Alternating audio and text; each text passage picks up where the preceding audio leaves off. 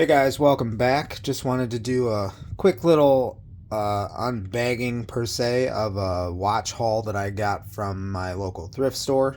Two of the watches are from a different store, and the rest of the lot on the table is from one of the bigger, more high-end thrift stores in my area.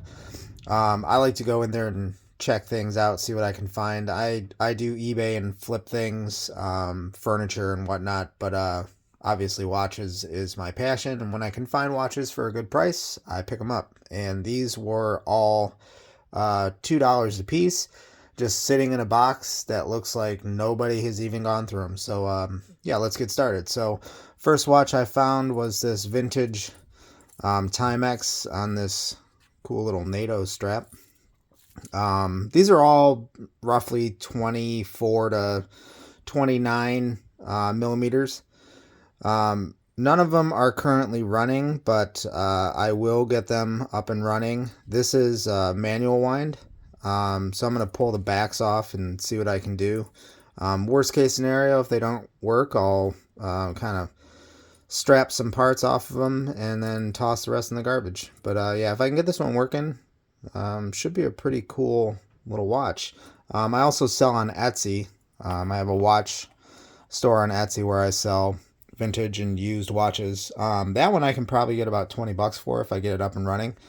The next one is this pretty cool Timex Weekender. I actually really dig this orange and pink strap that it's on. I actually have a Weekender, so you can kind of see the comparisons on the sizes. This is a great watch. If you guys don't have one, I highly suggest picking it up. It's a really affordable chronograph. Not a true chronograph, but I mean, who really needs to use a true chronograph? But yeah, that's the size comparison there, ladies, men's. Next one is this Easy Reader. It's on this leather strap, which is obviously seen better days, but I mean, they used to put them on genuine leather. There's the case back. Let's get that in focus. It's not going to focus. But anyways, yeah, it's Indiglo. Like I said, no batteries in them. I'll swap out the batteries, see if they work. If they do, I'll either decide to keep them or I'll throw them up on my Etsy. There's another little Easy Reader, but this one's actually pretty cool because the Indiglo button is on the side here, which on a lady's watch, I can't say I've ever seen that before. It's got a really nice stretch band. It's in great condition. There's no wear and tear on the bracelet, really. Nothing that a good polish can't take care of. But yeah, that one's a good $40 watch if I can get it up and running. This one right here, though, this is the Timex Essentials on this chain style bracelet. I actually put this one off to the side and was not really looking at it. And I decided to go back through the boxes. I was putting them into the box, getting ready to pay for the rest of the watches. And I saw this one, and I didn't realize it was a Timex. But this is a Timex Essentials. Apparently, this one was a fairly high-end ladies' watch. These are going for $90 to $100 on eBay right now. So if I can get this one up and running, that would be pretty cool. But yeah, like I said, everything works. Doesn't seem like anything's jammed up or broken. But yeah, this is another cool one. This is a Timex Retro.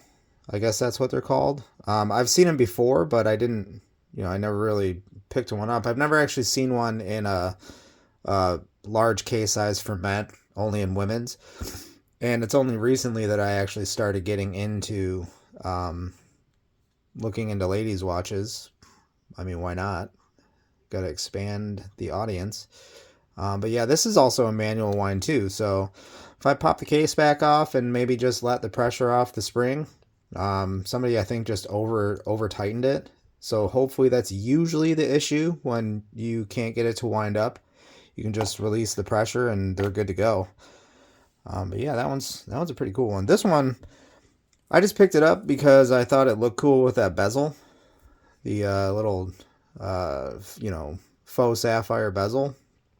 This is a Da Vinci Not a crazy expensive watch, I guess, but this is like a homage to a more expensive watch, and it's pretty much identical to the watch that came out that they homage this for. But I thought, I can clean this band up and throw this one up on Etsy. My girlfriend would never wear this, but I'm sure there's someone out there that would like it.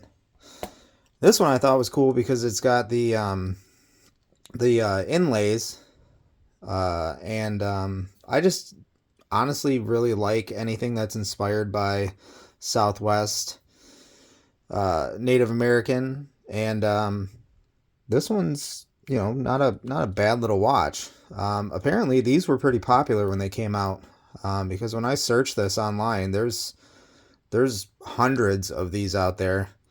And this is, a $20 or $30 watch if I get it cleaned up and running. But it's got a nice cool little stretch band on the back. But yeah, this is a Colibri, I think is what it's called. I've heard of the brand before. I've just never, again, Colibri I think is mainly focuses on women's watches. But the next three are kind of the creme de la creme of the haul. First one is a Citizen, tiny little Citizen. I can't specifically remember the name. I wish this would focus a little bit better. I can't really get it to focus. There we go, kind of. But yeah, this is a Citizen on a beautiful leather strap. I can actually clean this strap up and get it pretty much back to its original condition. I have all the leather working equipment because I am big into restoring vintage shoes too, more for my personal collection. But yeah, I can get this cleaned off and brought back, get some moisture back into that. But there's literally no cracking on this, just dirt. But this right here, this is like a $60 watch, $50-$60 watch too. If you like I say, I don't look past the ladies' watches if you're a thrift store person that likes to find watches in thrift stores. Don't walk past the ladies' watches because they're worth some money. And then this is a Citizen as well. Little, not beat up, I would say, but some of the plating has come off on the edges, but still somebody would buy this. I know that because I've sold watches with fading and whatnot. But this is also a Citizen. This one's pretty cool. It's got a little chain that kind of holds it together on the back, and a nice little clasp. But yeah, it's cool. I mean, it's a vintage retro cool look, and it's small compared to oh yeah, wristwatch check. This is my Wenger Swiss military diver. I think it's called the Seamaster? Not Seamaster. I can't remember the name. It's escaping me right now. But yeah, this is one of my whatnot wins. But yeah, this is an awesome watch. Swiss Ronda movement on a nice rubber strap. Good red stitching. It's pretty sweet. But yeah, comparison size, that's a pretty small watch. But the best watch of all is that one right there. Little Seiko, men's Seiko, on a gold, I guess you'd call this a mesh strap, but it's really just a solid strap. Just looks mesh. Honestly, I have no idea what they call this style strap. But yeah, this one works, and the best part about it, $3.80, and it is in near mint condition. No scuffs, no scratches, no fading on the gold plating. This thing's just a beauty of a watch. A nice little quick polish, and this thing's good to go. And this one though, I think I might actually keep this for myself because it actually is not a small watch. It sits really well on the wrist too. It's not, the band isn't very flexible. So if you have a smaller wrist than myself, which I believe at this point I have 7 3/4 inch wrist, this isn't really going to fit because it doesn't conform to the wrist all that well, just because it's not doesn't really have a lot of play. But you can swap the band out It does have easy access to the spring bars.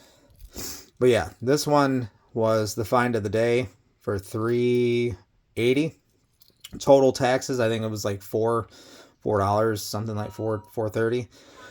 But yeah, this is the find. This is easily $100 watch if I wanted to sell it. But like I said, I think I'm gonna keep this. Yeah, so just kind of wanted to show you guys how I find some of my watches. And like I said, don't pass on the ladies' watches because there's money in that if you're someone who flips watches. But if you're someone who likes to tinker with watches and you want to challenge yourself, I mean, imagine working on this. Even though it's a quartz, but imagine working on a watch that has a movement like this. This thing's tiny. I think it's 24 millimeters. Imagine working on that to get that up and running. You want to challenge yourself? There you go. That's a watch to challenge yourself. And just to show you in perspective the size difference, that's my Duro. That's a huge difference. Easy to work on, challenging. So, yeah, don't pass on the ladies' watches. All right, thanks, guys. See you on the next one.